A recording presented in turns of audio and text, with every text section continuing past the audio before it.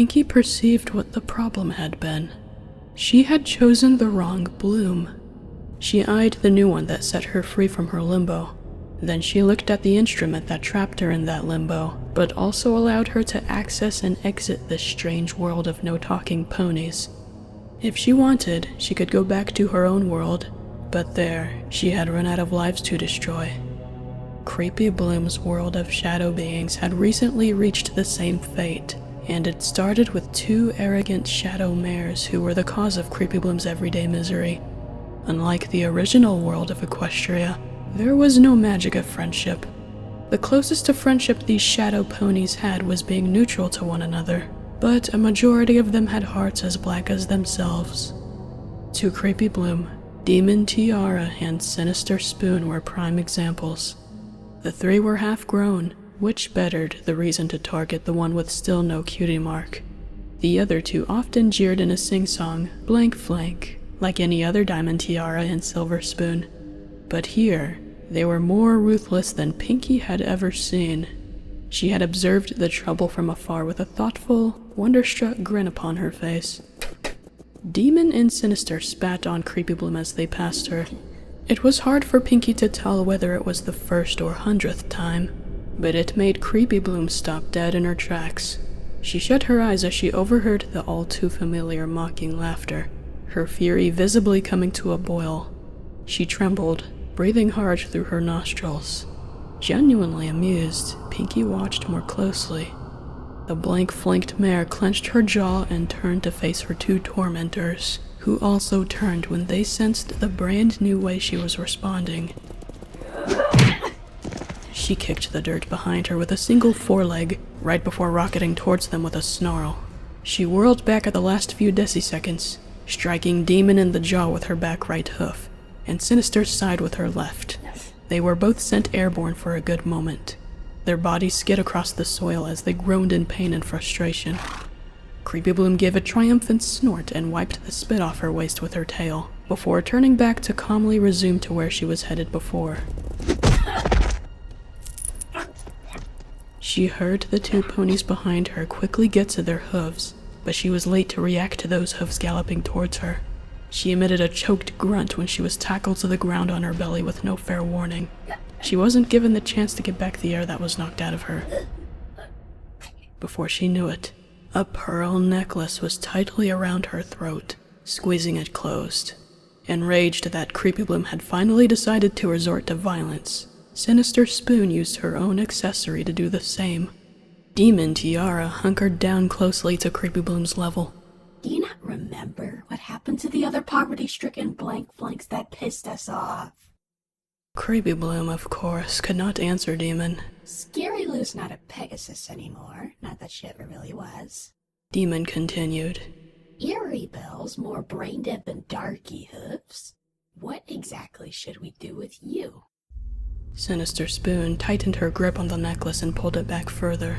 I'm already on it. Demon Tiara did not voice or show any disapproval of this.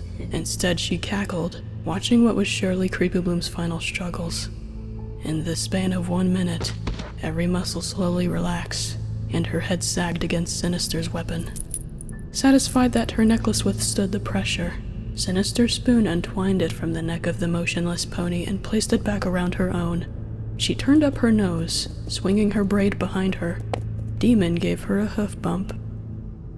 As soon as she was sure their backs were turned to her again, Creepy Bloom's eyelids snapped open in a deathly glare. She shakily stood up. Her stare did not break away from Demon and Sinister, until an otherworldly pony approached her. Creepy Bloom scanned her up and down, both intrigued and unsettled. This mare's body was not dark, but her eyes were. Care to tell me how you survived that? The distortion to her voice was not like the one Creepy Bloom's kind had. Creepy Bloom again glared daggers at the two rich earth mares that tried to take her life. They were yards away from her now. Strength is no different in my family. I'm the one with the best lungs, she replied, standing her ground in case Demon or Sinister decided to glance behind them to find that she was right back on her hooves. You want to kill them? Pinky stated. More than I want my cutie mark. Creepy Bloom growled. Why not do it? I don't know how. It's 2 against 1. I would need a plan. Correction, it's 2 against 2. And as for that plan, I'm way ahead of you. Creepy Bloom gave the newcomer a hopeful yet questioning look. Who are you? Pinky began to strut in a circle. I used to be a cheery pony called Pinkie Pie. I could see more than any alicorn princess could. I always tried to find ways to explore what I could see. And what was that? Everything, my little pony. And now I can see more. I can do more. I can do everything. Pinky flipped her sleek hair to the other side of her face, then continued. I should be a lost and sad soul right now. I was killed by my so-called Princess of the Night. All I did was invite her to a party. Can you believe how horrible that is? She nodded her head, gesturing for Creepy Bloom to follow her. I'll tell you exactly how to fix this nasty no-good problem of yours. Creepy Bloom trotted a foot ahead, staring at the older pony with increasing respect. What about my cutie mark? That's the main reason this happens to me. Pinky looked at her with a confident and supportive smirk. I can already see your destiny. The better Creepy Bloom gently pushed away the pink hoof that had the blade of a scalpel raced to the other. Come now, Sourpuss, there's no need for that. And there wasn't. Even with her moral compass torn apart like her innocence, Pinky knew there was no need for what she was just about to do. The reason why she felt like doing it at all could have been plain and simple. The dark magic that was formerly her nightmare moons was infecting her more. Since her change, Pinky had only sunk as low as to harm others. The thought of turning on herself was new as the realization that she had embarrassed herself in front of a pony she was not supposed to trust. A possible reason number 2. She lowered the scalpel when she came to realize that cutting away at her skin after her defeat would be that much more degrading. She was not going to ruin herself any further in any way, shape, or form. There you go. Save that for the cupcakes. The better Creepy Bloom drawled. She smiled in a manner that reassured Pinky that this new apprentice of hers was 20 times more trustworthy. The blood-red filly examined the desolate concrete room. So I understand my counterpart betrayed you recently. It was more than just a betrayal. Pinky bitterly pointed out. It turns out her pinky promise was horseshit. Just a moment of weakness, I'm sure. We'll get her back on track, no problem. Besides, don't you have an experiment to finish? The better Creepy Bloom handed Pinky a list. She levitated it like a unicorn somehow. Still without smiling, Pinky snorted. What's there to list? Why try to be organized anymore when I don't know where we are? Seriously, what is this place? And also still, with a grin Pinky found unexplainably amusing, the better Creepy Bloom wrapped a foreleg around Pinky's back. Who gives a meals behind what this is? Ever thought about doing what you feel like without a plan? Pinky squinted her eyes unsurely and tilted her head. Of course, that's what I've been doing all along.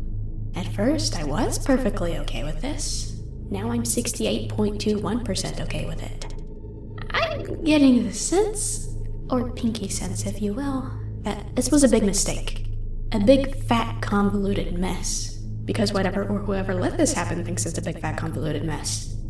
The better Creepy Bloom shrugged, blinking carelessly. Well then, whatever or whoever let this happen, is just gonna have to deal with it now. She stood up from her haunches and, with a wag of her tail, prepared to head outside into the world of no ponies. Into a world that wasn't Equestria. Into a universe that had branched from a core universe much older than theirs. Into a somewhere that could barely take much more unnecessary, inconceivably dangerous tampering. Pinky followed behind her new apprentice, ignoring the gradually worsening pinchy feeling in all 4 knees.